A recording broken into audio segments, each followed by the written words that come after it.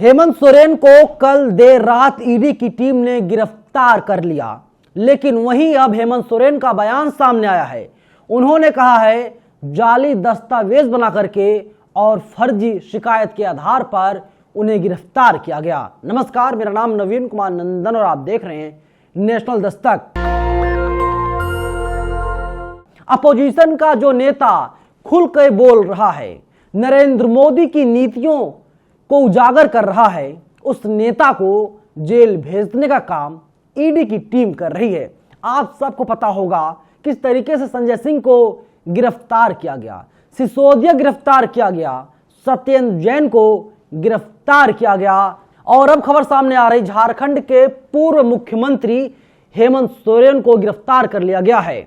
सबसे पहले हेमंत सोरेन राज्यपाल से मिलते हैं, फिर इसके बाद ईडी की टीम उन्हें गिरफ्तार कर लेती है। न्यूज 24 ने ट्वीट किया है, क्योंकि एक वीडियो है 5 मिनट 13 सेकंड का, उस वीडियो को हेमंत सोरेन के दफ्तर की तरफ से जारी किया गया है और हेमंत सोरेन ने कहा है जाली कागज बना करके फर्जी शिकायत के आधार पर मुझे गिरफ्तार किया जा रहा है। झारखंड के पूर्व सीएम हेमंत सोरेन ने ईडी द्वारा गिरफ्तारी से पहले का वीडियो जारी किया है, यानी जो भी नेता मुंह खोलेगा, आवाज उठाएगा, उसे गिरफ्तार किया जाएगा। साल 2021 में नरेंद्र मोदी ने झारखंड के मुख्यमंत्री हेमंत सोरेन के पास कॉल किया था, बातचीत किया था। इसके बाद हेमंत सोरेन ने कहा कि प्रधानमंत्री मोदी का फोन आया था और नरेंद्र मोदी ने अपने मन की बात तो कह दी, लेकिन नरेंद्र मोदी ने चर्चा नहीं किया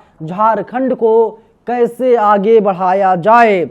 हंसराज मीणा का ट्वीट है, झारखंड के सीएम हेमंत सोरेन का गुनाह, ओबीसी का 27% आरक्षण लागू किया, एसटी 28%, एससी को 12% आरक्षण मिला, सरना धर्म कोड पारित किया, पत्थर गड़ी आंदोलन मुकदमे वापस किया, सीएनटी एसपीटी एक्ट लागू किया, एफआरए 2006 लागू किया, 5वीं अनुसूची को लागू किया, पेशा कानून लागू किया गया।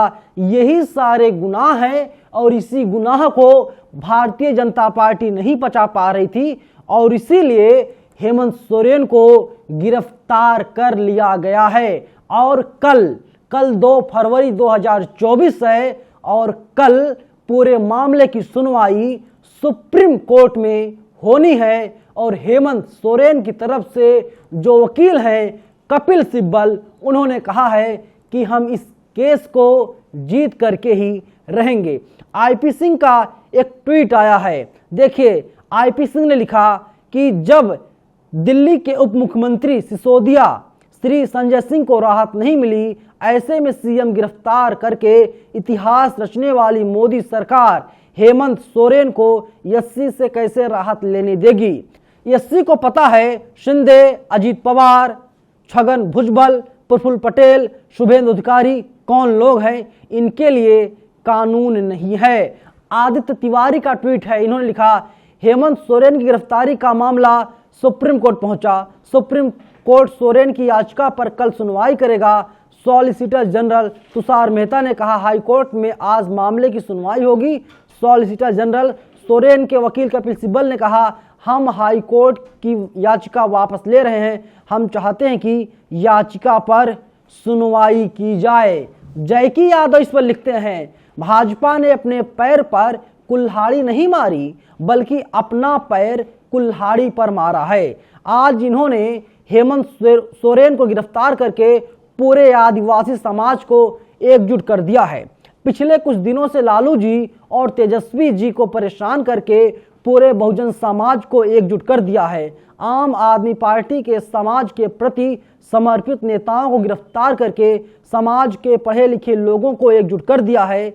यह सब लोग अब एकजुट हैं और एकजुट होकर के इंडिया गठबंधन को मजबूत कर रहे हैं।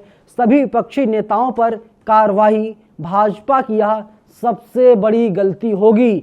यानी किस तरीके से अब जो है हेमंत सोरेन को गिरफ्तार किया गया है और बताया जा रहा है ये राजनीतिक गिरफ्तारी है। और क्या दावा किया जा रहा है, 4 एकड़ जमीन का पूरा मामला है, उसमें हेमंत सोरेन ने घोटाला किया है। अब आप सोचिए, एक मुख्यमंत्री और सिर्फ 4 एकड़ जमीन, और बीजेपी के तमाम नगीने ऐसे हैं, मैं उनको सोना चांदी या मैं उन लोगों को कुछ और नहीं बोलता हूं, मैं नगीना बोलता हूं। बीजेपी के जो तमाम नगीने हैं या एनडीए में शामिल हैं, उनके ऊपर कोई कार्रवाई नहीं होगी, क्योंकि तमाम जो राजनीतिक पंडित हैं वे लोग बताते हैं कि भारतीय जनता पार्टी के पास वॉशिंग मशीन है, और जो भी व्यक्ति उस वॉशिंग मशीन में जाता है उसके सारे दाग, सारे पाप धुल जाते हैं। और इसीलिए बीजेपी के नेताओं के ऊपर कोई कार्रवाई नहीं होती। ट्राइबल आर्मी लिखता है, झारखंड के आदिवासी मुख्यमंत्री सोरेन ने जेल जाना कबूल किया, झुकना और समझौता करना नहीं।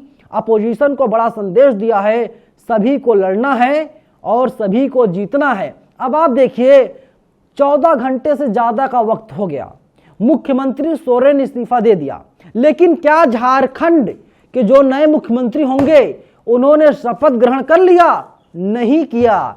लेकिन वहीं बिहार में क्या हुआ? बिहार में कुछ ही घंटे पहले यानी सुबह को जो है नीतीश कुमार इस्तीफा देते हैं मुख्यमंत्री के पद से, और इसके बाद शाम होते होते खबर आती है मुख्यमंत्री के पद से इस्तीफा देने के बाद कार्यवाहक मुख्यमंत्री ने मुख्यमंत्री पद की शपथ ले ली। नरेंद्र मोदी का ट्वीट भी आ गया, मोदी ने बधाई दे दी, शुभकामनाएं दे दी, लेकिन झारखंड में ऐसा अभी तक कुछ भी नहीं हुआ। श्रीनिवास बीवी जो आईवाईसी के राष्ट्रीय अध्यक्ष हैं, ये लिखते हैं, बिहार में सुबह इस्तीफा हुआ, शाम को राज्यपाल ने शपथ दिला दी। फिर झारखंड में किस देश का कानून लागू है जहां गवर्नर ने अभी तक बहुमत के बावजूद नए मुख्यमंत्री को शपथ दिलाने की प्रक्रिया की शुरुआत नहीं की? शहंशाह के हुक्म का इंतजार है या विधायकों की खरीदारी के लिए ईडी बीजेपी को समय दिया जा रहा है, या राष्ट्रपति शासन लगाने की घिनौनी साजिश की जा रही है? लालू प्रसाद यादव का ट्वीट आया है। लालू यादव लिखते हैं, झारखंड की लोकप्रिय सरकार के जनप्रिय आदिवासी मुख्यमंत्री हेमंत सोरेन को केंद्र की तानाशाह सरकार प्रताड़ित कर रही है।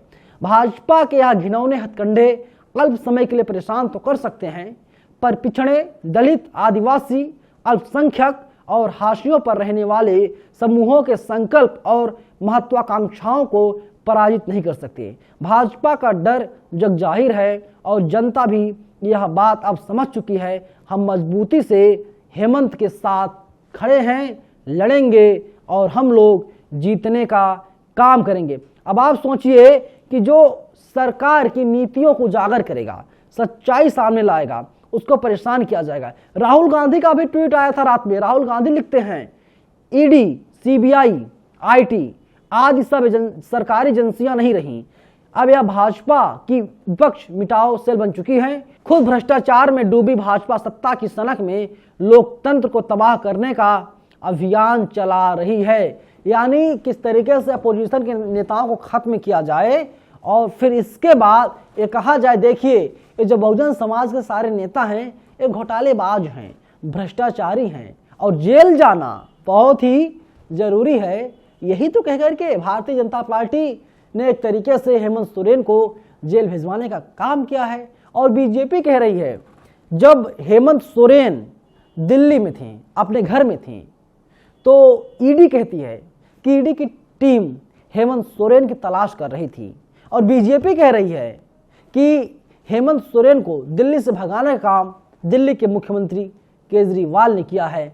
आपको क्या लगता है कि क्या वास्तव में हेमंत सोरेन से बहुजन समाज के तमाम नेताओं से बीजेपी डर गई है? क्योंकि 2024 का चुनाव बहुत ही करीब है, अगले 40 दिन में हो सकता है चुनाव की तारीखों का भी ऐलान हो जाए और पूरे देश में आम चुनाव होना है।